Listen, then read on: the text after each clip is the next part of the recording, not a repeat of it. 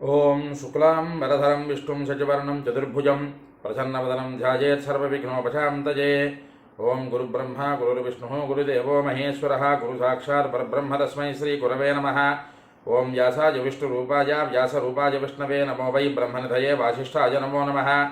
నారాయణం నమస్కృత్య నరం చైవ నరోత్తమం దేవీం సరస్వతీం వ్యాసం తతో జయముదీరయేతు. హరి ఓం. ప్రియ భగవద్బంధువులారా, ఆస్తిక మహాశయులారా, విష్ణు పురాణానికి మనం స్వాగతం పలుకుతూ, ఆత్మానం రథనం విద్ధి శరీరం రథమేవతు బుద్ధింతు సారథం విద్ధి మనః ప్రగ్రహమేవచ. ఈ శ్లోకం ఆధారంగా మన ఆత్మ, మన శరీరము, మన బుద్ధి, మన మనస్సు ఇవి అన్నీ కూడా ఒక రథంలాగా మారితే ఆ రథాన్ని అధిరోహించినటువంటి శ్రీమన్నారాయణుడు మనకి సద్బుద్ధిని సద్గతులను కలుగు చేయుగాక అని మరొక్కసారి మనం స్మరణలోకి తెచ్చుకుంటూ విష్ణు పురాణం 17వ అధ్యాయంలో ఉన్నాం. 17వ అధ్యాయంలో కుమారుడు తాలూకా గొప్పతనాన్ని అంగీకరించలేక హిరణ్యకశిపుడు తన మూర్ఖత్వాన్ని ప్రదర్శిస్తూ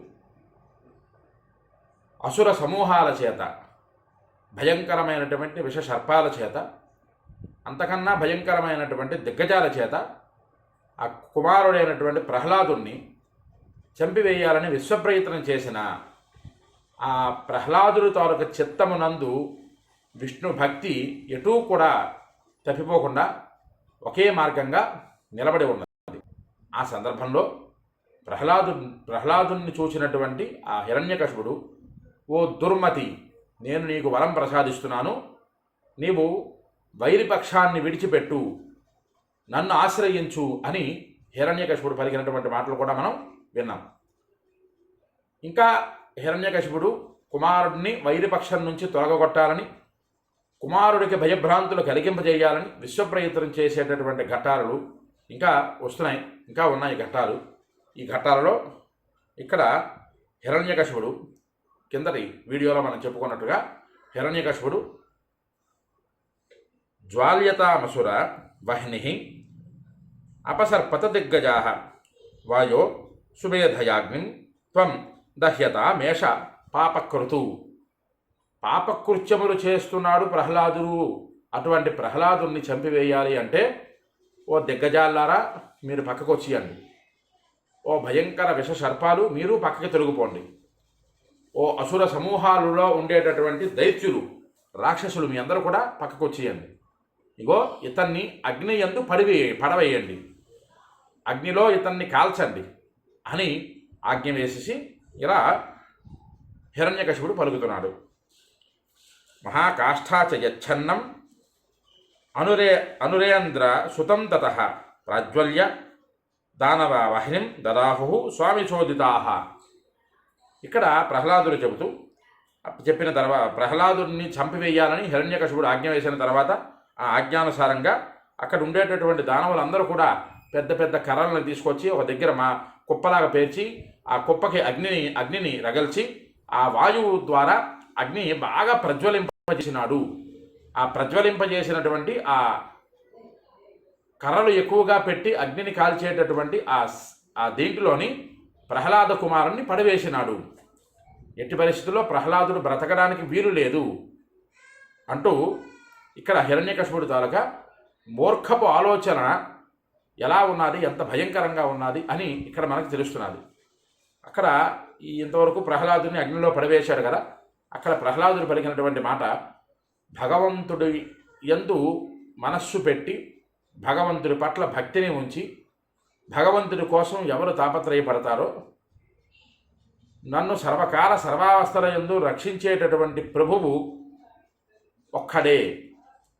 ఆ ప్రభువు విష్ణువా, ఈశ్వరుడా, బ్రహ్మ, లేకపోతే మాతృమూర్తి అయినటువంటి లలితా పరాభట్టారిక, గణపత, సుబ్రహ్మణ్య స్వామి పేర్లు ఎన్నున్నా సరే, ఏకం సద్విప్రా బహుధా వదంతి, చక్కగా మూర్తి అయింది ఒకటైనా సరే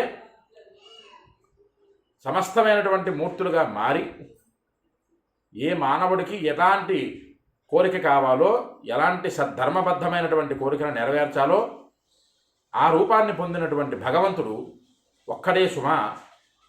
అటువంటి భగవంతుడు గురించి మనం చేయవలసింది ఏంటయ్యా అంటే, ఎన్ని ఆటంకాలు వచ్చినా, ఎన్ని ఇబ్బందులు ఎదురైనా, ఎన్ని సమస్యలు వచ్చినా సరే ఆ సమస్యలను అన్నింటినీ కూడా జయించి ప్రహ్లాదుడిలాగా భగవంతుడి యందు చిత్తము, మనస్సు, బుద్ధి ఇవి అన్నీ కూడా మనం అక్కడ ఉంచినట్లయితే ఆ దేవాది దేవుడే మనల్ని రక్షించుకుంటాడు.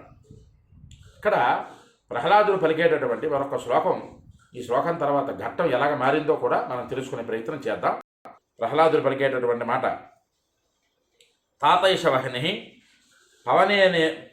పవనేరితోపి నమాం దహత్యత్ర సమస్తతోహం పశ్యామి పద్మాస్థరణా స్మృతాని శీతాని సర్పాణి దిశాముఖాని. చాలా విశేషణంతో కూడుకున్నటువంటి శ్లోకం.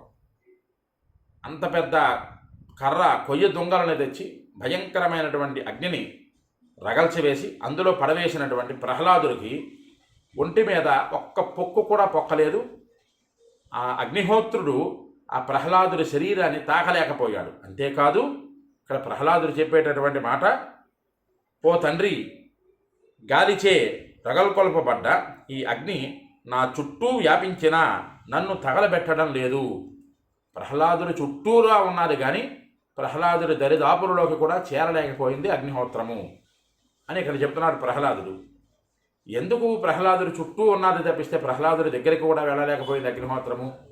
ఆ ప్రహ్లాదుడి యందు, ప్రహ్లాదుడి శరీరంలో, బుద్ధిలో, మనస్సులో అన్నింటి యందు విష్ణువే ఉన్న కారణం చేత ఆ అగ్నిహోత్రం ప్రహ్లాదుడికి దరిదాపుల్లో కూడా వెళ్ళలేకపోయింది. ఇంకా ప్రహ్లాదుడు చెబుతూ, నా చుట్టూ తామర పువ్వులు పరిచినట్లుగా కనబడుతోంది. ఎర్ర తామర పువ్వులు పరిస్తే ఏ ప్రకృతి ఏ ప్రకారంగా తన చుట్టూ ఉన్నదో ఇలాగ అక్కడ కనిపిస్తున్నది అని ప్రహ్లాదుడు చెబుతున్నాడు. తామర పువ్వులు నాకు కనిపిస్తున్నాయి తప్పిస్తే అగ్నిహోత్రం కనబడలేదు. దిశాభాగాలన్నీ కూడా చల్లగా ఉన్నాయి అని ప్రహ్లాదుడు చెబుతున్నాడు. ఎంత దుర్మార్గపు స్థితికైనా దిగజారి ప్రహ్లాదుని అయితే చంపివేయాలి లేదా శిక్షించాలి, వైరిపక్షం నుంచి ప్రహ్లాదుని బుద్ధిని మార్చాలి అనేటటువంటి హిరణ్యకశిపుడి తాలూకా బుద్ధిమాంద్యం ఎంత గట్టిగా ఉన్నదో ప్రహ్లాదుడి తాలూకా భక్తి అంతకన్నా 1000 రెట్లు గట్టిగా ఉన్నది. దానవుల చేత, దానవ సమూహాల చేత, అతి భయంకరమైన ఆయుధాల చేత, భయంకరమైన విష సర్పాల చేత, భయంకరమైన దిగ్గజాల చేత, అంతకన్నా భయంకరమైనటువంటి అగ్నిహోత్రం చేత ప్రహ్లాదుని ఎలాగైనా శిక్షించాలి లేదా చంపివేయాలి అనేటటువంటి హిరణ్యకశిపుడు తాలూకా పట్టుదల ఎంత గట్టిగా ఉందో అంతకి 1000 రెట్లు, ద్విగుణీకృతమైనటువంటి రెట్లతో ప్రహ్లాదుడి తాలూకా భక్తి విష్ణువు యందు అంత గట్టిగా నమ్మకంతో ఉన్నది ప్రహ్లాదుడి పట్ల. ఈ ఘట్టాలు మన జీవితానికి అన్వయం చేసుకోవాలి. ఎందుకు అన్వయం చేసుకోవాలంటున్నానంటే, భగవంతుడి పట్ల భక్తి అంటే ఈ రకంగా ఉండాలి తప్పిస్తే సోమవారం వెళ్ళి కొబ్బరికాయ కొట్టి ఈశ్వరుడికి అభిషేకం చేసి ఇంటికి వచ్చేలోపు మనం అనుకునే కార్యక్రమం, ఆ సత్కామ్యం నెరవేరిపోవాలి. లేకపోతే దేవుడికి ఎంత చేశాం కానీ భగవంతుడు మాకు మా పక్షాన చిన్నచూపు చూశాడు అనేటటువంటి నింద దేవుడి మీద వేసేసేటటువంటి రోజులు ఇవి. కానీ ఇక్కడ ప్రహ్లాదుడు అలా చేయలేదు కదా. కన్న తండ్రే ప్రహ్లాదుడిని చంపడానికి విశ్వప్రయత్నం చేసిన పరమేశ్వర నీవే నాకు దిక్కు అని ఏదైతే దిక్కుగా తోచిందో ఆ దిక్కునే పట్టుకొని నిలబడ్డాడు ప్రహ్లాదుడు భక్తిగా. అలాంటి భక్తిని మనం భగవంతుడి పట్ల ఈ రోజులలో చూపుతున్నామా అంటే చాలా కష్టంతో కూడుకున్నటువంటి పనులు. ఒక వివాహమైనా, ఒక గృహప్రవేశమైనా, ఒక శోభనాది కార్యక్రమాలైనా, వీటి ఎందైనా సరే చేసేటటువంటి కర్మ యందు దృష్టి లోపిస్తున్నది ఈ రోజులలో. ఆ దృష్టిలోపమే మరొక ఇబ్బందికి పునాది అవుతున్నది. దాంపత్య లోపమా, సంతానహీనమా, గృహంలో సౌఖ్యం లేకపోవడమా, గృహమునందు ఉండేటటువంటి శుభమంగళకర ద్రవ్యాలు లోపించడమా, ఇవి అన్నీ కూడా మనం చేసేటటువంటి పూజల యందు దృష్టిహీనం వలన కలిగేటటువంటి ప్రమాదాలు. అలాంటి ప్రమాదాల నుంచి అలాంటి ప్రమాదాలకి మనం గురి కాకుండా ఉండాలంటే ప్రహ్లాదుడిలాగా అంత భక్తి, శ్రద్ధ, విశ్వాసాలన్నవి భగవంతుడి దగ్గర మనం చూపాలి. చూపించిన నాడు ఎంతటి ఆపద వచ్చినా సరే వనేరనే శత్రు జలాగ్ని మధ్యే, వనము యందు, రణమునందు, శత్రువుల యందు, అగ్నియందు, జలమునందు మధ్యస్థమంలో ఉండిపోయినట్లయితే ఎన్ని కష్టాలు వచ్చినా సరే అన్ని కష్టాల నుంచి మనల్ని బయటకు పడవేసేటటువంటి వాడు భగవంతుడు. అటువంటి భగవంతుడిని మనం గట్టిగా పట్టుకొని నమ్మి నిలబడిన నాడు భగవంతుడు మన కోసం తాపత్రయపడతాడు అన్నది ఇక్కడ ఈ ప్రహ్లాదుని తాలూకు ఘట్టంలో వస్తున్నారు. ఇంత జరిగిన తర్వాత కూడా ప్రహ్లాదుడికి కనీసం చిన్న పొక్కు కూడా శరీరం మీద పొక్కలేదు. ఇలా జరుగుతూ ఉంటుండగా అక్కడికి కొంతమంది పెద్దవాళ్ళు వచ్చారు. ఎవరా వారు? అథ దైత్యేశ్వరం ప్రోచు భార్గవ అస్యాత్మజాద్విజా పురోహిత మహాత్మాన సామ్నా సంస్థూయ వాగ్మిన. ఇంత ఘోరమైనటువంటి కృత్యము జరుగుతున్నదని ఎవరు వచ్చారు అక్కడికి? భార్గవ శుక్రాచార్యుడి తాలూకు కుమారులు, అలాగే శుక్రాచార్యుడి దగ్గర ఉండేటటువంటి ద్విజులు, పురోహితులు, మహాత్ములు, వ్యవహార జ్ఞానం తెలిసి పలికేటటువంటి వారు, వీరందరూ కూడా ఆ హిరణ్యకశిప మహారాజు దగ్గరికి వచ్చి ఆయనకి అనునయవాక్యాలు పలికి చక్కగా మంచి మాటలతో పొగిడి ఇలా అంటూ ఉన్నారు. వాళ్ళందరూ కూడా ఏమిటంటున్నారు? రాజన్ నిజమ్యతాం కోపో బాలేత్ర తనయే నిజే కోపో దేవనికాయేషు ఎత్రతే సఫలో యతః. ఓ మహారాజా, దైత్య చక్రవర్తి సార్వభౌమ హిరణ్యకశిప మహారాజా, నీ కుమారుడు అయిన పశుబాలుడిపై నీవు ఎంత కోపం వహించడం సరికాదు. ఆ కోపాన్ని ఆపుకో, తగ్గించు. నీ కోపం సఫలం కావాలి అంటే నీ బల పరాక్రమాలు, నీ శక్తి సామర్థ్యాలు, నీ శౌర్యము ఇవి అన్నీ కూడా దేవతా సమూహాలపై చూపించి తప్పిస్తే పసిబాలుడైనటువంటి ప్రహ్లాదుని మీద చూపించకు అని అంటున్నారు. ఆ మాటలు అనేసరికి ఇక్కడ అందరికీ ఒక శుక్రాచార్యుడేంటి, అతని ద్వారా సమూహాలు ఏంటి, ఇంత చక్కగా ప్రహ్లాదుడి గురించి తాపత్రయం పట్టడం ఏమిటి, వీరందరూ కూడా మారిపోయారా అని ఒక అనుమానం మనందరికీ రావచ్చు. కానీ అదేది ఇక్కడ తీసుకోక్కర్లేదు. వారి తాలూకు మాటలు ఎలా ఉన్నాయి అన్నది మనం చెప్పుకుందాం. ఈ ప్రహ్లాదుడికి ఇలా హిరణ్యకశిప మహారాజుతో పలుకుతూ నీ కుమారుడిపై ఆగ్రహాన్ని తగ్గించు, నీ కోపము, నీ తాలూకా శక్తి సామర్థ్యాలన్నీ దేవతా సమూహాలపై చూపించు అని చెప్పేసానంటూ ఇలా పలుకుతున్నారు వాళ్ళందరూ.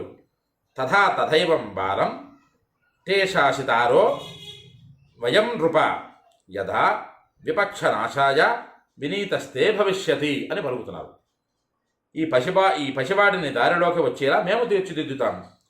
మన శత్రువులను రూపుమాపేటట్లుగా, నీ పట్ల అణగవ ఉండేటట్లుగా ఈ ప్రహ్లాద కుమారుణ్ణి మేము శిక్షణ ఇచ్చి తీర్చిదిద్దుతాము అని ఈ ఎవరు శుక్రాచార్యుడి తాలూకు కుమారులు, ద్విజులు, పురోహితులు వీళ్ళందరూ పలుకుతూ ఉండగా బాలత్వం సర్వదోషానాం దైత్యరాజస్పదం యతః తతోత్ర కోప మధ్యర్థం యోక్తుమర్హసి నార్భకే. ఈ అర్భకుడి మీద నీలాంటి వాడి తాలూకా కోపం పనికిరాదు సుమ అని చెబుతూ, ఓ దైత్యరాజా, పసితనమే నానా అనర్థాలకి మూల కారణం. కాబట్టి ఈ అర్భకునిపై మీరు మిక్కిలి కోపాన్ని చూపించడం నీలాంటి చక్రవర్తికి తగదు అంటూ మరొక మాట ఇక్కడ పలుకుతున్నారు ఈ శుక్రాచార్యుడి తాలూకు కుమారులు, ద్విజులు వీళ్ళందరూ కూడాను. నత్యక్షతి హరేహే పక్షమస్మాకం వచనాదయది తతః కృత్యాం వధాయస్య కరిష్యామో అనివర్తినీం అని ఇక్కడ చెప్తున్నారు.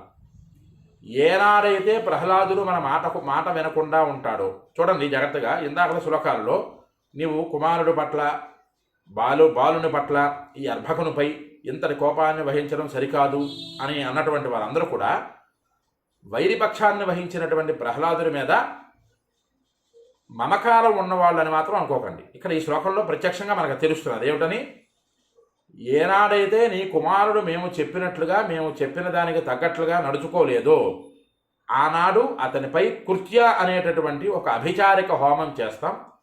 అందులోంచి వచ్చినటువంటి తేజస్సుని కుమారుణ్ణి చంపివేయగలదు, దానికి తిరుగుండదు.